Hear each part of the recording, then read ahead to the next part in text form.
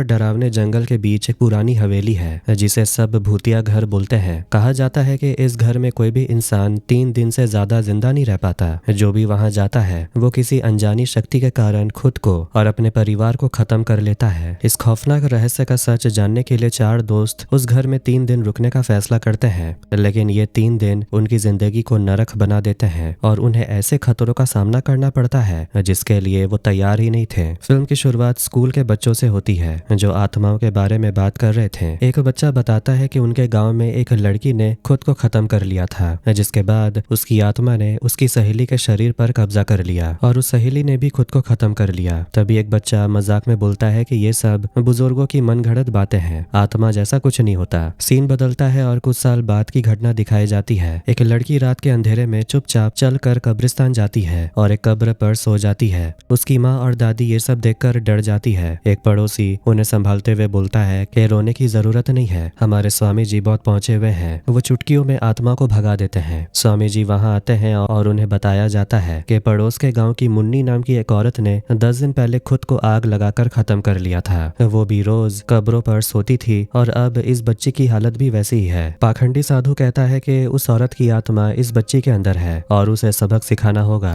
वो बच्ची को बांध कर कोड़ों से पीटने लगता है। बात तड़प उठती है पर साधु बोलता है कि अगर आत्मा को नहीं निकाला तो तुम सब मारे जाओगे। दर्दनाक बात यह है कि उस पिटाई की वजह से वो मासूम बच्ची दम तोड़ देती है। ये 4 दोस्त दूर से इस पूरी घटना को देखते हैं और बहुत दुखी होते हैं। उसी रात उन दोस्तों में से एक नैना की नींद अचानक खुलती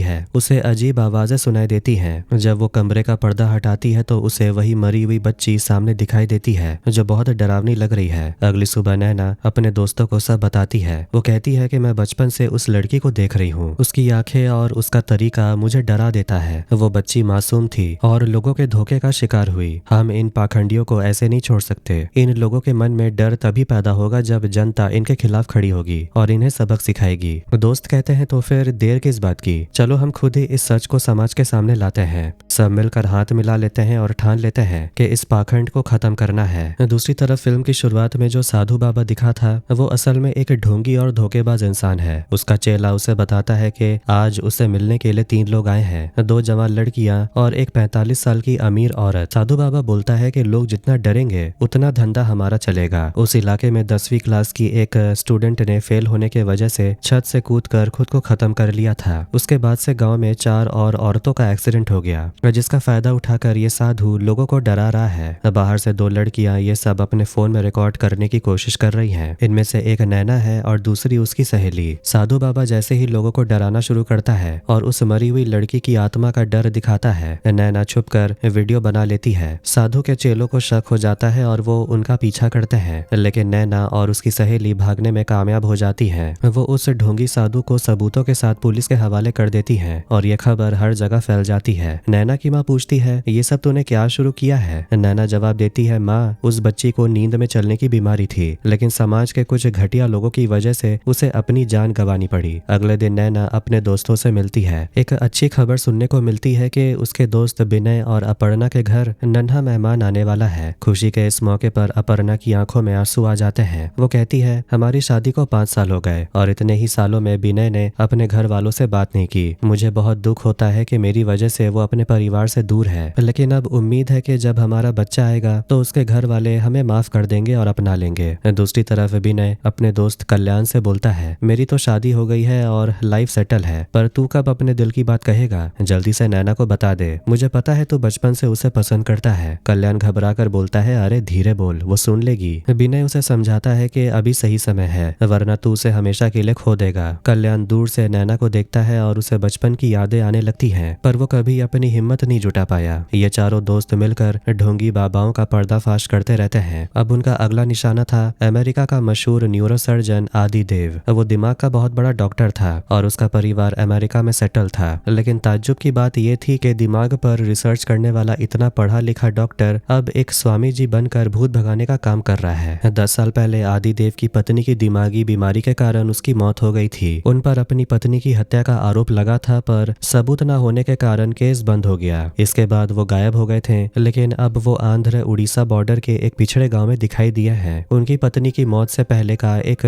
सीसीटीवी फुटेज सामने आया था जिसमें वो अजीब तरह से घूम रही थी और अचानक कमरे के सामने आकर अपनी जीभ काट ली थी। ये खौफनाक वीडियो देखकर अपर्णा डर जाती है और नैना से बोलती है, मुझे डर लग रहा है, हमें इस मामले में नहीं पड़ना चाहिए। पर कल्याण बोलता है, अब हम पीछे नहीं हटेंगे, ये डॉक्टर समाज के लिए जहर है और हमें इसका असली चेहरा सामने लाना ही होगा। विनय और नैना भी इसके लिए तैयार हो जाते हैं, लेकिन अपर्णा को तो पहले से ही काफी बुरा और नेगेटिव महसूस हो रहा था। विनय बोलता है, सोचो अगर हमारे बच्चे के साथ भी कोई ऐसा ढोंगी काम करता है तब भी क्या तुम ऐसी चुप रहती। बात पूरी होने से पहले ही अपर्णा अपने पति विनय को गाल पर जोर का थप्पड़ जड़ देती है। असल में विनय समझ ही नहीं पाया कि किस समय कौन सी बात करनी चाहिए। खैर आखिरकार वो सभी अपने मंजिल की ओर निकल पड़ते हैं। दूसरी तरफ पहाड़ों के एक छोटे से गांव में एक माँ अपने बच्चे को बहुत प्यार से सजाती है और फिर पति पत्नी अपने बच्चे के साथ घूमने निकलते हैं। उसी गांव में एक मंदिर में एक पिता अपनी बेटी के लिए भगवान से रो रो कर प्रार्थना कर रहा था। उसकी बेटी पर शायद किसी बुरी आत्मा का साया है। वो तय करता है कि वो अपनी बेटी को आदिदेव को दिखाएगा।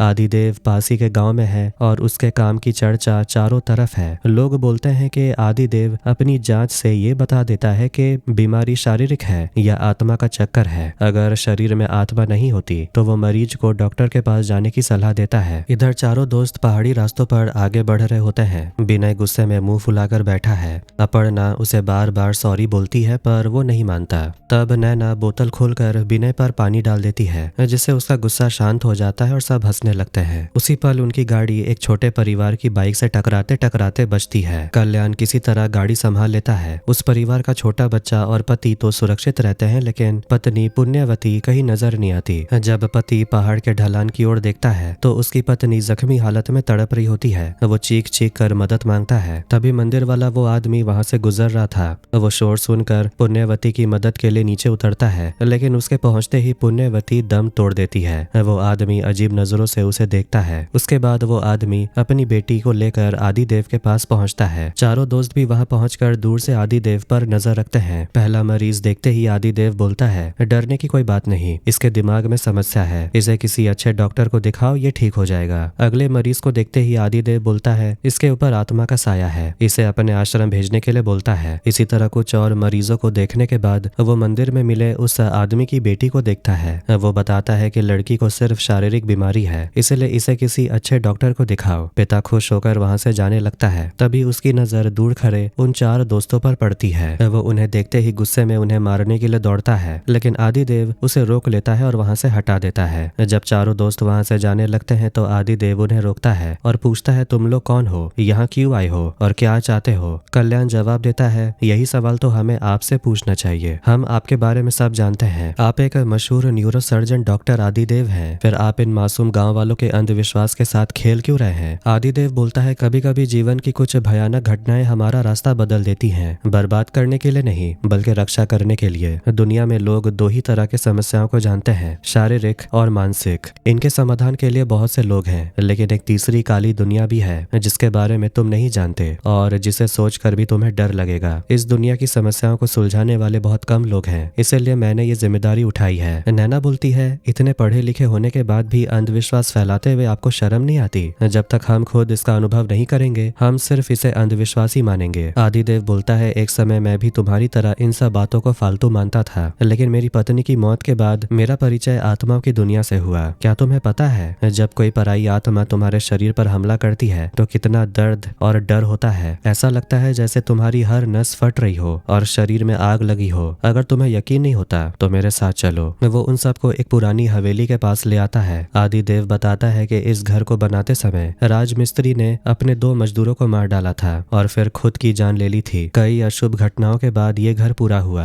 गृह प्रवेश के दिन एक बड़ा उत्सव हुआ था, लेकिन उसी रात घर के मालिक ने अपने पूरे परिवार को मारकर खुद को भी खत्म कर लिया। कोई नहीं जानता ऐसा क्यों हुआ। बाद में एक आदमी ने इसे खरीद कर रिजॉर्ट बनाना चाहा और लोगों का डर दूर करने के लिए वो खुद यहाँ अपने परिवार के साथ 10 दिन रहने आया, लेकिन 2 ही दिन बाद उसने भी अपनी पत्नी और बच्चों को अपने हाथों से मार डाला। आदिदेव आगे बताता है कि उस मालिक ने भी छत से कूदकर खुद को खत्म कर लिया। वो कहता है, मैंने एक बात समझ ली है, यहाँ कुछ बुरी आत्माओं ने बरसों से इस जगह पर कब्जा कर रखा है। वो इसे अपना इलाका मानती है और किसी इंसान का यहाँ आना उन्हें बर्दाश्त नहीं है। अब तुम लोग जो इसे अंधविश्वास और कचरा मानते हो, अगर इस घर में 3 दिन बिता लो और ये साबित कर दो कि यहाँ कोई आत्मा नहीं है तो मैं मान लूंगा कि मैं गलत था, फिर तुम जो कहोगे मैं वही करूंगा। सभी दोस्त आदिदेव की इस शर्त को मान लेते हैं। आदिदेव कहता है यहाँ की आत्माएं बहुत खतरनाक हैं, इसलिए मैंने फर्श पर मंत्रों वाले कुछ घेरे बनाए हैं ताकि तुम्हें नुकसान न पहुंचे। मैंने तुम्हारे रहने का इंतजाम कर दिया है, पर याद रखना किसी भी हाल में इन घेरों के बाहर मत जाना। इतना कहकर आदिदेव चला जाता है। जैसे ही वो घर के अंदर जाते हैं, अपर्णा का डर और बढ़ जाता है। वो कहती है मुझे सब बहुत अजीब लग रहा है। आश्रम में उस आदमी ने हम पर हमला किया था और अब हम इस रहस्यमय घर में हैं। कल्याण उसे समझाता है देखो ज्यादा मत सोचो, आश्रम वाला आदमी शायद पागल था और इस घर की कहानियां आदिदेव ने खुद बनाई है। वो दिमाग का डॉक्टर है, इसीलिए वो हमारे दिमाग के साथ खेल रहा है। हमें बस सावधान रहना है। विनय अपनी पत्नी अपर्णा को कमरे में ले जाता है और वहाँ लेट जाता है, लेकिन अपर्णा बेचैनी में यहाँ वहाँ देखने लगती है। अचानक उसे बालकनी से दिखता है कि कोई आदमी किसी दूसरे पर कुल्हाड़ी से हमला कर रहा है। वो डर के मारे आंखें बंद कर लेती है, पर जब दोबारा देखती है तो वहाँ कुछ नहीं होता। जैसे ही वो थोड़ा आगे बढ़ती है, उसे ऊपर से एक आदमी लटकता हुआ दिखाई देता है, पर यह भी उसका वहम था। फिर अचानक टीन की छत पर एक लाश गिरने की तेज आवाज आती है। अपर्णा जोर से चिल्लाती है तो विनय दौड़कर उसे संभालता है। अपर्णा रोते हुए बोलती है चलो यहाँ से, मुझे अपने बच्चे के लिए डर लग रहा है। विनय उसे तसल्ली देता है हमारे बच्चे को कुछ नहीं होगा, पहले अपने मन से डर निकालो, देखना 3 दिन चुटकियों में बीत जाएंगे। अपर्णा कहती है मुझे आसपास से कुछ जलने की गंध आ रही है। विनय बोलता है ये पुराना घर है, शायद इसीलिए तुम्हें ऐसा लग रहा है, चलो अंदर चलें। दूसरी तरफ कल्याण और नैना आपस में बात कर रहे थे। कल्याण बोलता है अपर्णा बहुत डरी हुई है, अगर हम यहाँ किसी तरह 3 दिन गुजार लें तो उसका डर हमेशा के लिए खत्म हो जाएगा। विनय अपनी पत्नी का बहुत ख्याल रखता है, उन दोनों की जोड़ी सच में बहुत प्यारी है। नैना मुस्कुराकर कहती है चिंता मत करो, तुम्हारी होने वाली पत्नी भी बहुत अच्छी होगी और तुम्हारा बहुत ख्याल रखेगी। तभी अचानक एक चमगादड़ उन पर हमला कर देता है। वो दोनों आपस में कहते हैं कि शायद सुरक्षित घेरे से बाहर निकलने की वजह से इन चमगादड़ों ने हमला किया है। वो तुरंत घर के अंदर वापस चले जाते हैं। उसी वक्त आसमान में कुछ अजीब और डरावने नजारे दिखने लगते हैं। उधर आदिदेव वापस अपने आश्रम पहुंचता है। वहां उस पिता को एक कमरे में बंद कर रखा था जो चिल्ला रहा था। आदिदेव पूछता है तुम कौन हो? वो आदमी अचानक आदिदेव के कर्मचारी की गर्दन पर काट लेता है। आदिदेव उसे शांत करने के लिए उसके सिर पर हाथ रखकर मंत्र पढ़ता है और पूछता है तुम आखिर उन चारों दोस्तों पर हमला क्यों कर रहे हो? तुम्हारा उनसे क्या रिश्ता है? तभी उस आदमी के अंदर से पुण्यवती की आत्मा चिल्लाती है। दरअसल उन्हीं 4 दोस्तों की गाड़ी की वजह से पुण्यवती का एक्सीडेंट हुआ था और वो मर गई थी। वो अपने बच्चे से अलग होने का बदला लेना चाहती थी। आदिदेव समझ जाता है कि जब वो आदमी पुण्यवती को बचाने गया था तब उसकी आत्मा उस आदमी के शरीर में घुस गई। आत्मा गुस्से में बोलती है मैं उन्हें नहीं छोड़ूंगी, एक एक करके सबको मार डालूंगी। इतना कहकर वो आदमी बेहोश हो जाता है। इधर रात को सब सो रहे होते हैं। बंगले के बाहर धुंधली रोशनी में किसी को खड़ा देखा जा सकता है। अंदर अपर्णा की नींद फिर से उस जलने की गंध की वजह से खुल जाती है। वो गंध कहाँ से आ रही थी ये देखने के लिए वो कमरे से बाहर निकलती है, पर गंध अचानक गायब हो जाती है। जैसे ही वो कमरे में वापस आती है वो देखती है कि बिस्तर पर विनय के पास एक बुरी हुई झुलसी हुई एक लड़की बैठी है जो उसे घूर रही है। अपर्णा जोर से चीखती है और सबकी नींद खुल जाती है। सब उसे शांत करते हैं। जब सब अपने कमरों में जाने लगते हैं तो कल्याण नैना से बोलता है मुझे भी सब कुछ बहुत अजीब लग रहा है, मुझे भी जलने की महक आ रही है। नैना उसे डांट कर सोने के लिए भेज देती है, लेकिन जैसे ही नैना अपने कमरे में पहुंचती है उसे भी वही गंध आती है। वो आईने के पास जाती है पर उसे आईने में अपनी परछाई ही नहीं दिखती। वो आईना साफ करती है फिर भी कुछ नहीं दिखता। तभी अचानक आईने में एक डरावनी शक्ल उभरती है। नैना बुरी तरह डर जाती है और भागकर कल्याण के कमरे में पहुंचती है। नैना बोलती है तुम सही कह रहे थे, दरअसल इस गंध की वजह से हमें भ्रम हो रहा है। मैंने अभी अभी वैसा ही कुछ महसूस किया जैसा अपर्णा बता रही थी। पक्का आदिदेव ने हवा के जरिए कोई नशीली दवा फैला दी है, इसका सुराग आसपास ही कहीं मिल जाएगा। दोनों ढूंढते ढूंढते एक जगह पहुंचते हैं जहां से धुआं निकल रहा होता है। अब उन्हें सारा मांजरा समझ आता है। दूसरे दिन सुबह आदिदेव उस बंगले पर आता है और उन्हें घेरे से बाहर देखकर बोलता है मैंने तुम लोगों से कहा था ना इस एरिया से बाहर मत निकलना, तुम्हारे लिए बाहर निकलना खतरनाक हो सकता है। कल्याण बोलता है हमें लगा था कि आप बुद्धिमान हैं और हमें डराने के लिए कोई नया तरीका अपनाएंगे, लेकिन हमें उम्मीद नहीं थी कि आप भी मामूली ढोंगी बाबाओं की तरह धुएं में मन बदलने वाली दवा मिलाएंगे। आदिदेव सफाई देता है ये एक होम अग्नि अनुष्ठान है जो विनाश के देवता के लिए शुद्ध मन से किया जाता है ताकि यहाँ की बुरी शक्ति तुम्हें नुकसान न पहुंचा सके। नैना गुस्से में कहती है झूठ, अगर आपने इसमें कुछ मिलाया नहीं है तो हम सबको एक ही जैसा वहम क्यों हो रहा है? विनय कहता है हमने आपकी चुनौती ये सोचकर स्वीकार की थी कि आप इन 3 दिनों में कुछ साबित करेंगे, लेकिन आप भी दूसरे बाबाओं की तरह सस्ते हथकंडे अपना रहे रहे हैं। यहाँ एक भी पल रुकना खुद को बेवकूफ बनाना है। आदिदेव बोलता है, मैं कह रहा हूँ कि ये सिर्फ पवित्र धूप है,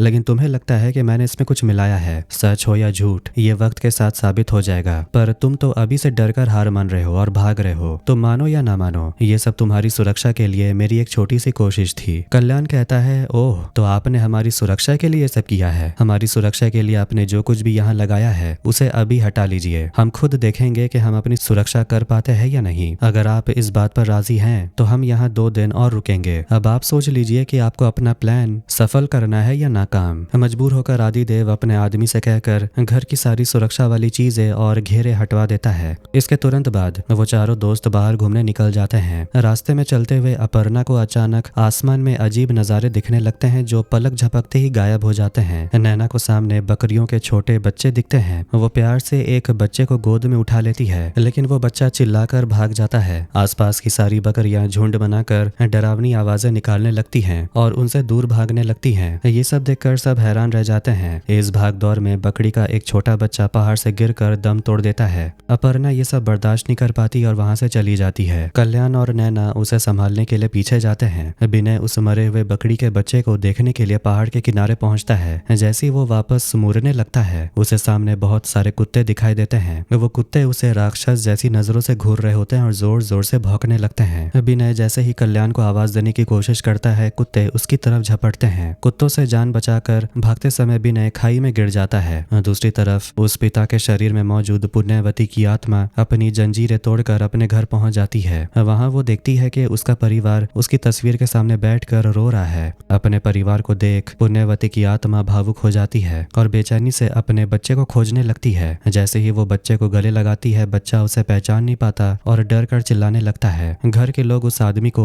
बहुत मारते हैं और बच्चे को उसे छीन लेते हैं। वो आदमी बार बार पुण्यवती की तस्वीर की ओर इशारा करके खुद को समझाने की कोशिश करता है, पर कोई उसकी बात नहीं सुनता। रात हो जाती है। अचानक विनय घर वापस आ रहा था। उसके चेहरे पर हाव भाव बहुत अजीब और डरावने लग रहे थे। उसे देखकर अपर्णा गुस्सा होती और बोलती है, तुम पूरे दिन कहाँ थे? तुमने एक बार भी हमारी खबर नहीं ली। विनय ठंडी आवाज में बोलता है, बस एक दिन की तो बात है, फिर हम सब यहाँ से चले जाएंगे। अपर्णा रोते हुए बोलती है, मेरे लिए यहाँ अब एक सेकंड भी रुकना मुमकिन नहीं है। नैना बोलती है, तुम समझ क्यों नहीं रही हो? ये सब हमें फंसाने की चाल है। अपर्णा चिल्लाकर बोलती है, अगर आश्रम की घटना नाटक थी तो आज आसमान वैसा क्यों दिख रहा था? क्या वो भी नाटक था? हमारे सामने वो बकरी का बच्चा मर गया, बाकी जानवर डर के मारे रो रहे थे, क्या वो भी कोई जाल है? नैना समझाती है, बस एक दिन की तो बात है। अपर्णा रोते हुए बोलती है, क्या इस बात की कोई गारंटी है कि हम चारों कल सुबह यहाँ से जिंदा बाहर निकल पाएंगे? विनय, मैं तुमसे आखिरी बार पूछ रही हूँ, क्या तुम मेरे साथ चलोगे? विनय कोई जवाब नहीं देता। अपर्णा दुखी होकर जैसे ही दरवाजा खोलने जाती है, उसे बिजली का जोर का झटका लगता है। सब डर जाते हैं। कल्याण देखने आगे बढ़ता है, तभी दरवाजा तोड़कर वही आदमी अंदर घुस आता है। उसे देखकर सब दूसरे कमरे की ओर भागते हैं और किसी तरह घर के बाहर निकल आते हैं। वो आदमी बालकनी से उन्हें भागते देखकर ऊपर से छलांग लगाता है और घने जंगल में उनका पीछा करने लगता है। अपर्णा प्रेग्नेंट है, उसे दौड़ने में बहुत तकलीफ हो रही है, फिर भी वो खुद को संभालती है। पीछा करते करते वो आदमी